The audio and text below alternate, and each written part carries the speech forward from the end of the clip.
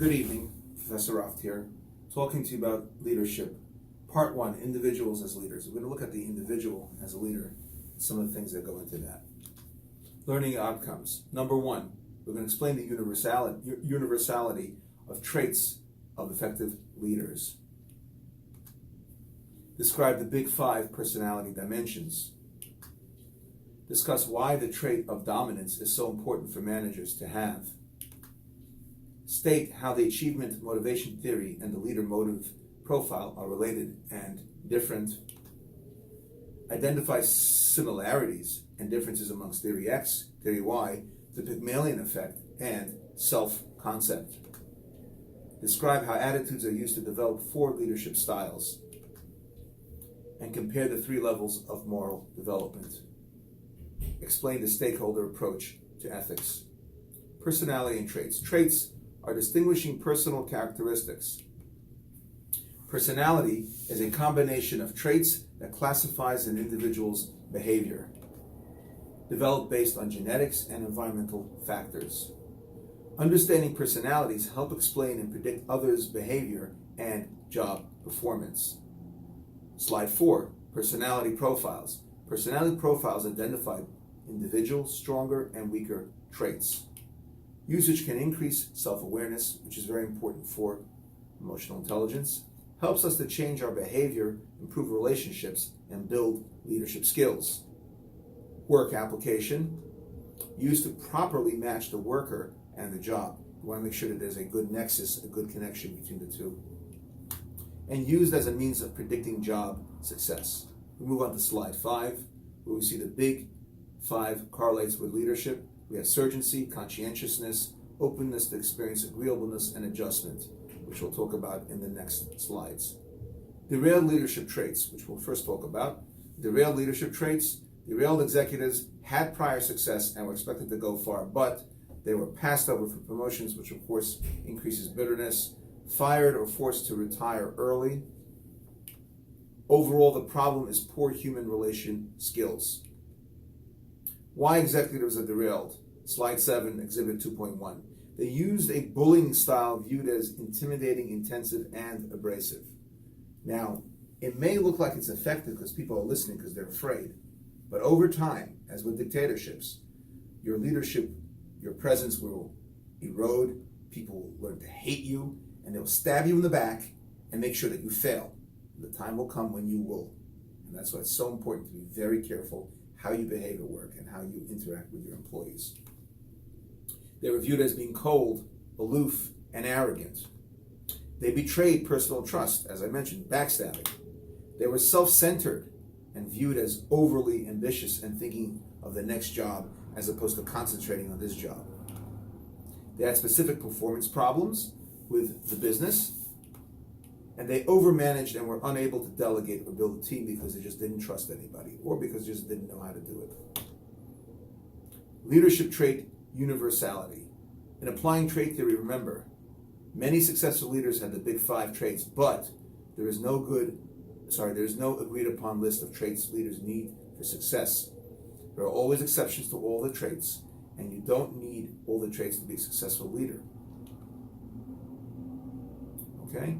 The Big 5 model of personality categorizes traits into the dimensions of surgency, agreeableness, adjustment, conscientiousness, and openness to experience. Then you have on the left, you have the Big 5, and on the right, you have leadership traits within the Big 5, which is dominance, extroversion, outgoing, energy, determination, sociability, sensitivity, emotional intelligence, emotional stability and narcissism, self-confidence, dependability, integrity, flexibility, intelligence, and your locus of control. Surgency. The surgency personality dimension includes dominance, extroversion, and high energy with determination. Dominance, successful leaders are assertive, want to be managers, and take charge. But a truly gifted leader could do that without making people feel low and without making them feel as if you're lording over them, but that you're leading them because you're all have a singular purpose for success, and nobody's better than anybody else, and we're all single-minded in our view of what we need to do. The dominance trait affects all other traits. Extroversion. Extroverts are frequently selected for leadership positions. People like outgoing, bubbly people. High energy with determination. Leaders work hard toward goals and create energy in others, sort of like a cheerleader cheering on the team. Next slide, slide 11, agreeableness. Agreeableness personality dimension includes traits of sociability and emotional intelligence. Sociability and sensitivity. Strong sociability personality types are friendly, courteous, easy to get along with, and diplomatic. Sensitivity means understanding group members as individuals. Emotional intelligence is the ability to work well with others, but you first have to understand yourself in order to be able to control others. The offshoot of IQ, intelligent quotient, is EQ, emotional quotient. Helps identify future leaders. Because you could be brilliant, but you could be stupid, if you will. Sorry for the use of pejorative. Foolish with respect to leading others. Slide 12, the four components of EQ. Self-awareness relates to being conscious of your emotions, the cornerstone of all insight. Social awareness relates to the ability to understand others. Empathy is the ability to understand others' views. When you understand others' views, they will reciprocate and understand your view.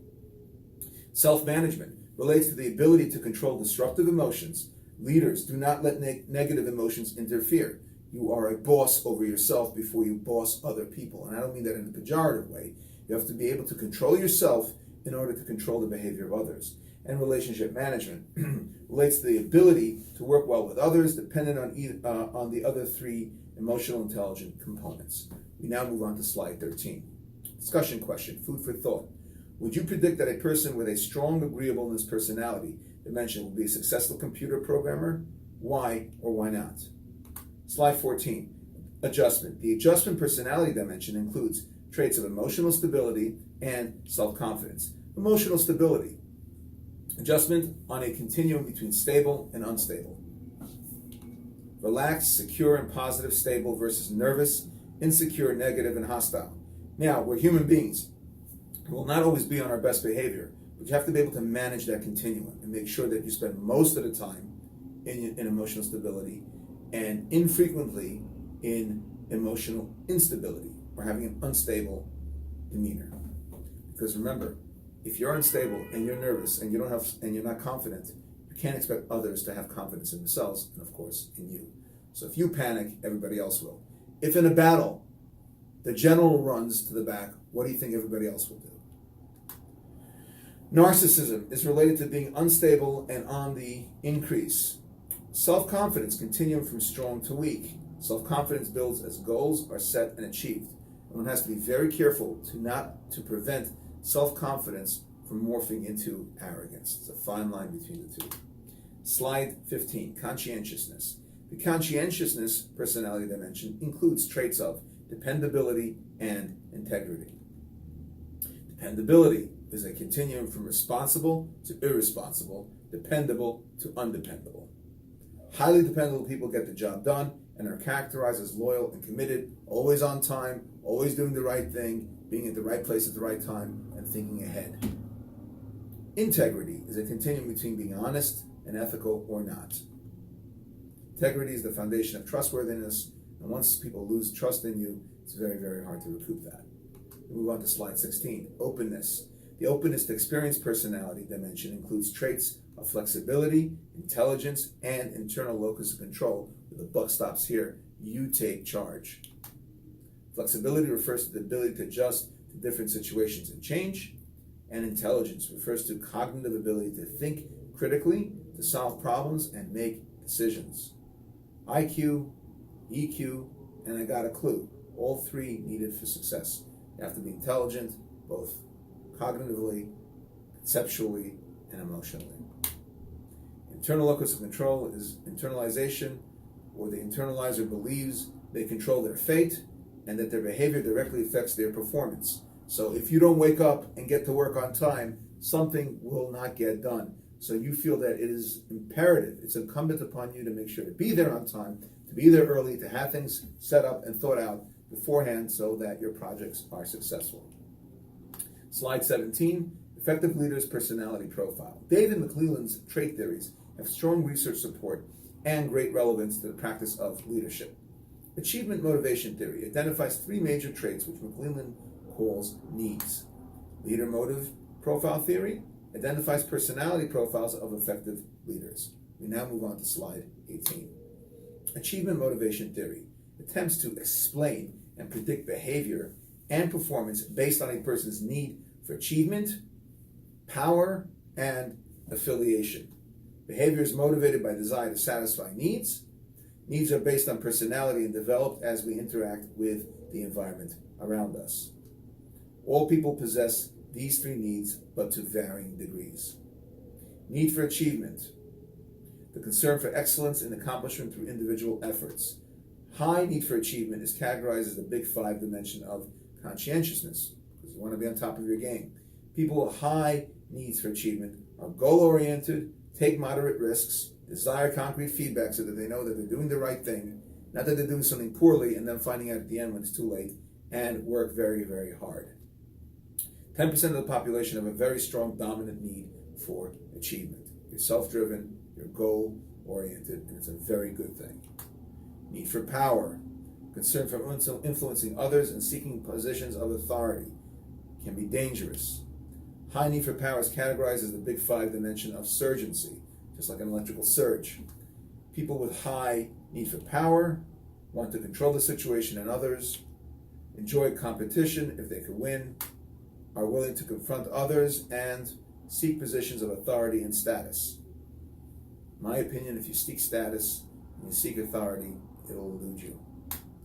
Need for affiliation, slide 21. The concern for developing, maintaining, and restoring close personal relationships. High need for affiliation is categorized as the big five dimension of agreeableness. People with high need for affiliation seek close relationships and desire to be like others, enjoy social activities and seek to belong, tend to avoid management. Because as a manager, you can't be busy, you can't be fixated on being liked. If you're fixated on being liked, then you're not going to be able to do your job. And sometimes doing your job means that people may not like you or like you less, but you have to be able to balance it too. It's not a popularity contest. You're not running for office, you're here to do a job. That's why it's important to be friendly with your employees, but not to befriend them too much. Because if you befriend them too much, then you won't be able to discipline them if need be. Just think about it. If your best friend is your employee and you have to fire him, how awkward would that be? How easy would it be for you to do that? Not very. Slide 22. Leader motive profile theory. Leader motive profile theory attempts to explain and predict leadership success based on a person's need for achievement, power, and affiliation. McLuhan's found that effective leaders consistently have the same motive profile, and that leader motive profile has been found to be a reliable predictor of leader effectiveness. Leader motive profile. The leader motive profile, otherwise known as LMP, includes a high need for power, which is socialized, that is greater than the need for affiliation, with a moderate need for achievement. Slide 24, power and socialized power. Power is essential to leaders because it is a means of influencing others. If you lack the power, you lack the authority, then you can't get the job done. McLuhan said power is neither good nor bad. Effective leaders use socialized power, or power used to help oneself and others. Socialized power includes the traits of sensitivity to others and stability with good emotional intelligent relationships. Socialized power is the big five adjustment dimension. Slide number 25, achievement. To be effective, leaders generally need a moderate need for achievement. Otherwise, you won't be goal-driven. They have high energy, self-confidence, and openness to experience traits, and are very dependable. Conscientiousness is one of the big five dimensions, which we mentioned before. Those with a high need for achievement who do not seek leadership may suffer from personalized power and derailment. Slide 26, affiliation. Effective leaders have a lower need for affiliation than power. Leaders with a high need for affiliation are often reluctant to play the bad guy role because they want to belong, and it's hard to belong when you're the bad guy. Disciplining followers is difficult, and influencing followers to accept change becomes a challenge. And recall that effective leaders do have concern for followers. However, it can't be the only consideration. If you look at slide 27, it goes through the Big Five, leadership traits within the Big Five, and achievement, motivation theory, and leader motive profiles. You can read it on your own. That's Exhibit 2.3. Slide 28, leadership attitudes. Attitudes are positive or negative feelings about people, things, and issues. Everyone has positive and negative attitudes, but being positive or negative is a choice, and successful leaders have positive, optimistic attitudes. Theory X and Theory Y. This is the bread and butter of management. Douglas McGregor classified attitudes or belief systems called assumptions. Again, assumptions are dangerous. They tend to oversimplify and to overlook exceptions. However, we need to assume sometimes in order to be able to simplify matters. Theory X and Theory Y attempt to explain and predict leadership behavior and performance based on the leader's attitude about their followers. Theory X versus Theory Y, slide 30. Managers with Theory X attitudes believe employees dislike work. Managers with Theory Y attitudes believe employees like to work. Theory X have a negative view of employees because they're lazy. Theory Y has a positive view of employees because they want to work. Humans naturally want to work. Theory X displays coercive, autocratic leadership using threats and punishment. Theory Y is the polar opposite, display participative leadership using motivation and rewards. Slide 31, Pygmalion effect. The Pygmalion effect proposes that leaders' attitudes toward and expectations of followers and the treatment of them explain and predict followers' behavior and performance. In business, expectations are stated as objectives and standards. Treating employees well and getting them in a good mood as they start their day can have a huge impact on performance, because how your day starts is probably how it's going to end if you let it. Discussion questions, slide 32. In text examples related to the Pygmalion effect, Lou Holtz calls for setting a higher standard. Have the standards in schools, society, and work increased or decreased over the last 5 years? Food for thought. Slide 33, the self-concept. First, the positive or negative attitudes people have about themselves. If you have a positive view of yourself, you likely have the positive self-confident trait.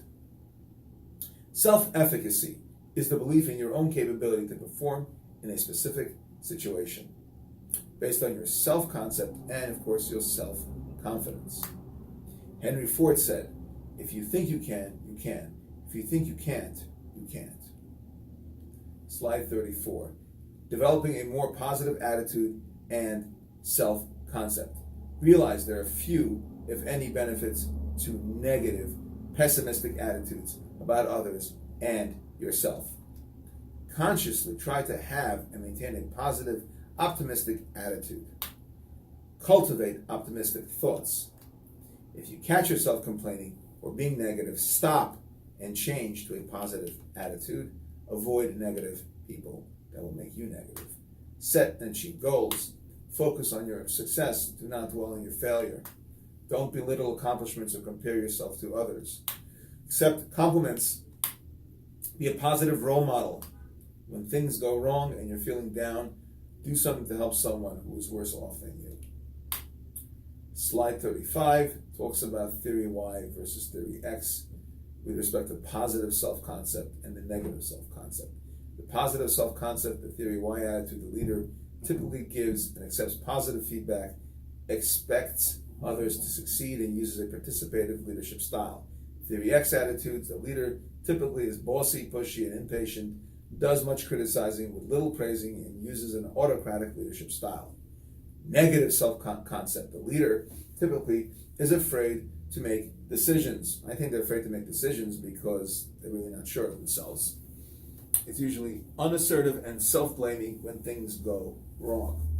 Theory X, the leader typically blames others when things go wrong, who's pessimistic about resolving personal or organizational problems, and promotes feelings of hopelessness among followers. So negative is not a good thing, whether you're a Theory X or Theory Y person. Ethical leadership, slide 36. Ethics are the standards of right and wrong that influence behavior. It's your inner guiding moral principles, your moral compass, if you will. Members of organizations face moral issues every day. Leaders set the ethical climate and are responsible for employee behavior. Government laws help keep businesses honest, and we have the Sarbanes-Oxley Act of 2002 to help with that. AACSB says ethical understanding is an important competency. Now, slide 37. Does ethical behavior pay? The answer is a resounding yes.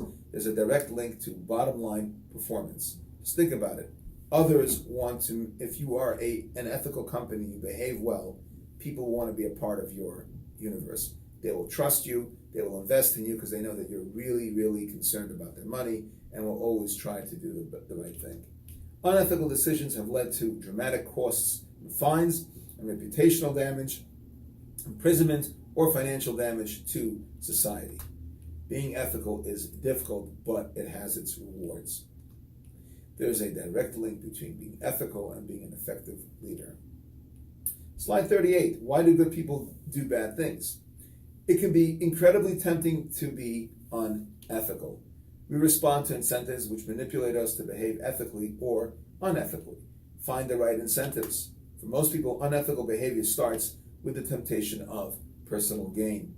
Without punishment, unethical behavior continues and even escalates. Slide 39. Factors affecting ethical behavior. Personality traits and attitudes. Moral development. The situation. Personality traits, attitudes as factors. Slide 40. Ethical behavior is related to individual needs and personality traits. Personality alone is not a good predictor of unethical behavior. Leaders with urgency can use power for personal benefit or use socialized power. Only one is ethical. People with positive attitudes about ethics tend to be more ethical. Slide 41. Moral development refers to understanding right from wrong and choosing to do the right thing. 3 levels of moral development: post-conventional, conventional, and pre-conventional. Most people behave at level 2, which is conventional, and we can improve our character development.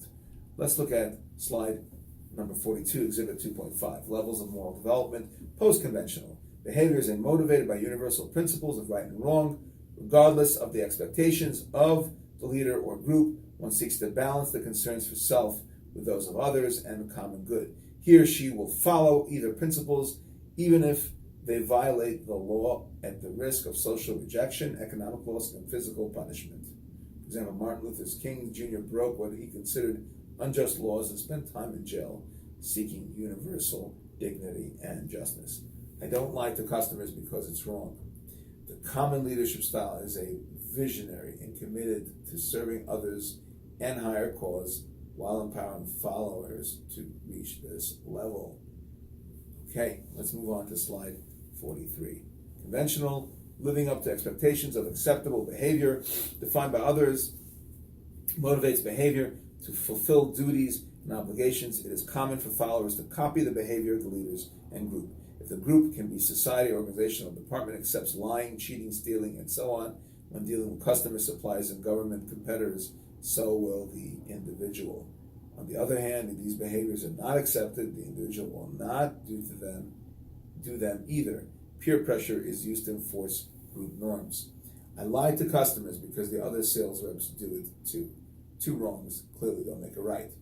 It is common for lower level managers to use a similar leadership style of the higher level managers. That concludes slide 43. Let's move on to slide 44. Pre-conventional. Self-interest motivates behavior to meet one's own needs to gain rewards with following rules and being obedient to authority and to avoid punishment. I lie to customers to sell more products and get higher commission checks. That's that mindset. Common leadership style is autocratic towards others while using one's position for personal advantage. At the first level, pre-conventional, we choose right and wrong behavior based on our self-interest and the consequences of reward and punishment. With ethical reasoning at the second level, conventional, we seek to maintain expected standards and live up to the expectations the expectations of others. One does what the others do. At the third level, post-conventional, we make an effort to define moral principles regardless of leader or group ethics. Although most of us have the ability to reach the third level of moral development, post-conventional, only about 20% of people reach it anyway. Slide number 45. The situation factor. Highly competitive and unsupervised situations increase the odds of unethical behavior. Pressure can be too great. Unethical behavior occurs more often when there is no formal ethics policy or code of ethics, and or when unethical behavior goes unpunished, or when unethical behavior is rewarded. Justifying unethical behavior, slide 46. Moral justification is the thinking process of rationalizing unethical behavior. Higher purpose is for a greater good. Displacement of responsibility. I was only following orders.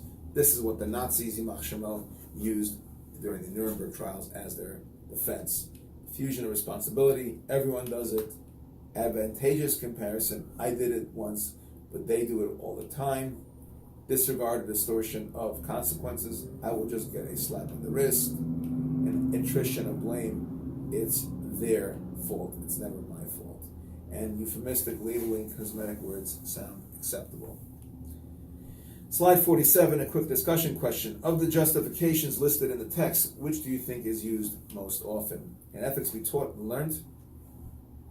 Slide 48, guides to ethical behavior. The golden rule. Lead others as you want to be led. Four-way test. When a person making a decision ask yourself, is it the truth? Is it fair to all concerned? Will it build goodwill and better relationships?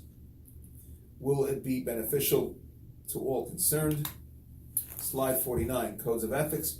Codes of ethics state the importance of conducting business in an ethical manner and provide guidelines or standards for ethical behavior. Also code of conduct. Most large businesses have the written codes of ethics in their libraries. Slide 50, stakeholder approach to ethics. Under the stakeholder approach to ethics, one creates a win-win situation for relevant parties affected by the decision. Stakeholders include everyone affected by the decision. If you are proud to tell relevant stakeholders, your decision, it is probably ethical. You can't always create a win for everyone, but you can try. Slide 51, discernment and advice. Making immediate decisions increases the odds of unethical behavior. Contemplating the decision and asking for advice leads to ethical behavior. Reluctance to ask advice and continual justification means the decision may not be ethical because you're trying to make it ethical through your own logical reasoning. Slide 52 goes through the key terms. Thank you very much for following this evening. Have a good night.